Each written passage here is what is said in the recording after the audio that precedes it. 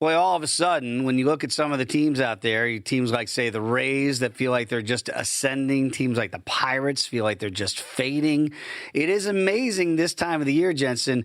Yeah, we always kid about it, right, back in April and May, how they all matter the same. And this is kind of what we're talking about, because when you need to win those games, just because you need to get them now doesn't mean you're going to get them. I'm starting to look at some of these teams like the Pirates taking on the Marlins today. Marlins all of a sudden back in the good foot, 4 games in a row to the good. The Pirates, Jensen, what is happening? Because it feels like the Jolly Roger were taking water.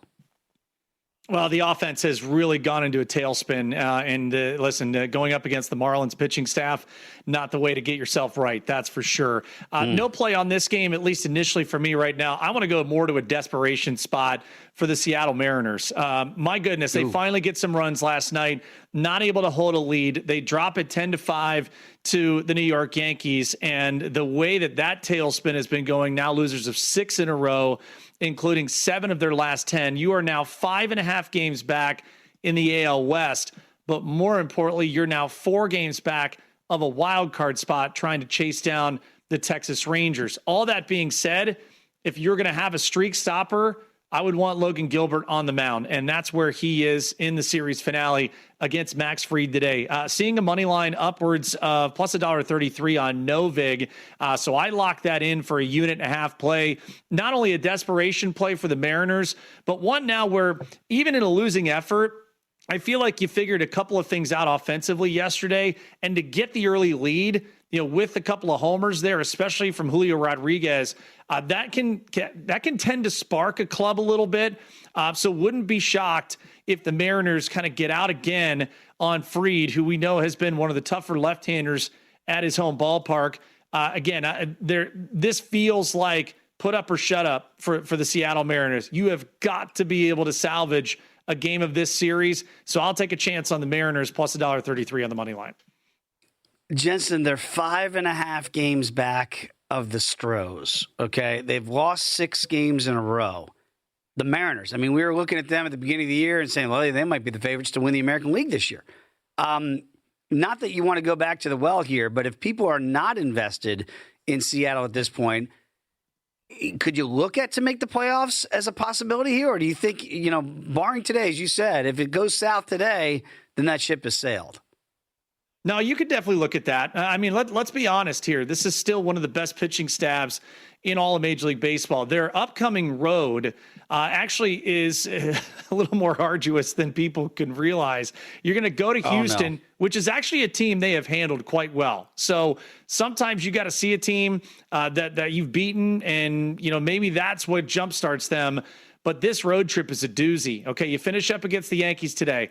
You go to Houston, then an off day, and you head up to Milwaukee, who's been leaking some oil here now after getting swept by the San Diego Padres. Then you got to come back home against the Chicago Cubs. So they're in the fight, man. I mean, this is as arduous a road as you're going to face at this point in the season. But I do think they find a way to get this series finale victory today, and maybe that gets them jump-started deep in the heart of Texas starting tomorrow night. They are plus 475 to make the postseason. They're plus 650 to win the division. So there is still that two-headed monster there in that road that they might be able to travel to see if they can get that done.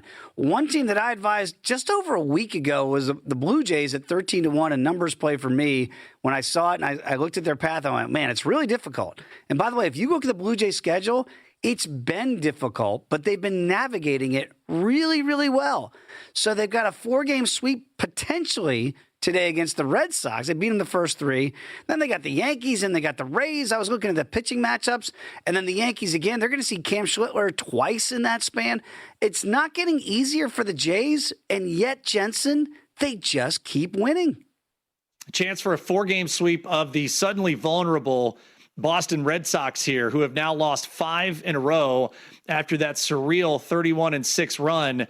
We knew that there was going to be regression. Didn't know it would come this quickly as far as you lose the amount of games you have in a row. But hey, the Blue Jays keep fighting. They just got to 500 at home with that win yesterday. Now 31-31. They've won those 3 games in a row, 7 of their last 10. They're a game and a half back of the Rangers for the final wild card spot. You also mentioned how ridiculously difficult in the division their upcoming schedule is. So again, they'll see the Yankees twice here in the next 3 series. Got to go to Tampa Bay, which has been a house of horrors for every American League East opponent that's come down there. But you're trending in the right direction as far as getting some timely offense. Back into their bullpen has wavered sometimes, but they found a way with late offense to get it across the line. I think you're going to feel really good, though, that Dylan Cease is going to face the Yankees twice. He's going to get him in that series finale at home on Sunday. And then it looks like he is lined up for a Saturday start in the Bronx next weekend. Hey, this has been a really great story here the last couple of weeks. They buy and sell at the deadline. You get Jose Soriano, who looked really good. You've got Shane Bieber, who I think is trending better. But it's all about the offense. You need this offense to continue to ascend. And for God's sake, Vladdy, hit a damn homer at home. My goodness. For the life of everybody. What a fun team here the last couple of weeks. And I think they are playing with a confidence they have not had at any point this year. Yeah, amazing. And did have some people. I know Jimbo reached out to me on social media, watches this show, listens to the show, said he got 9-1 based on our recommendation a week ago. So good numbers to get. They're down inside of 4-1 now to make the playoffs with this big time run that the Blue Jays have been on. Looks like the Cubs, man, they went to D.C., Jensen, and they got the bats going. Breggs with a massive night last night here. Another big offensive night here for the Cubs. Brewers getting swept away. Cubs looking good all of a sudden, Jensen. I wonder if we might have a race now for the division title. Forget about seeding in the postseason. They're 3 games back. We now have a race, indeed. They've won 3 in a row, 8 of their last 10. And now that the Brewers are getting swept by the Padres have been 500 their last 10. I did pick the Cubs to win this division in our VSiN MLB betting guide beginning of the year. They have now found their stride, literally and figuratively, from not only having the offense going, but at the same time that their pitching staff has been able to turn in some quality outings. If you look at where the Cubs are moving forward, and by the way, today, don't even mess around. It's just the over. I don't know how you're going to keep this offense at bay the way they're going. Now, if you were, Cade Cavalli's the guy. Cade Cavalli would be the guy to try and limit a hot offense. So if you want to tempt fate and play an under at Nats Park, to each their own. I'm not walking the plank with you on that. It would be over or pass for me in this series finale. But think about what's upcoming for the Cubs here, Dave. They return home tomorrow. 3 against the Cardinals, who are still in the fight for the wild card. Then 3 against the Chicago White Sox. As we know, the Windy City Series has now taken on an incredible amount of performance. It did when it was at Rate Field earlier the year. Who knows what could we be seeing 2 first-place Chicago teams head-to-head on Monday at Wrigley Field? What a sight that would be for the North and the Southsiders. Very quickly, been looking at the Mariners and what's wrong with them as they keep drifting away. How about the Rangers, Jensen? We'll talk more about this in hour number 3 as well. But, they lose 2 in a row now to the Angels. It's those type of games here when you're not only trying to get back in the divisional race against H-Town, but, again, taking on Anaheim tonight, these type of losses, they feel like they just matter more when you're playing the weaklings, at least in your own division.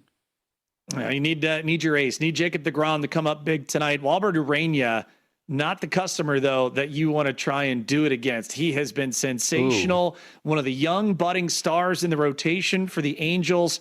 The Rangers have got their hands full here. I got to tell you, that flight for Houston yesterday afternoon and into the evening, where they probably love watching the Rangers struggle, now extending that lead in the American League West. What a race it's going to be. Absolutely wild. And again, you see the Mariners 9 times. I don't remember Ferris being sick 9 times. 9 games under 500. Unbelievable.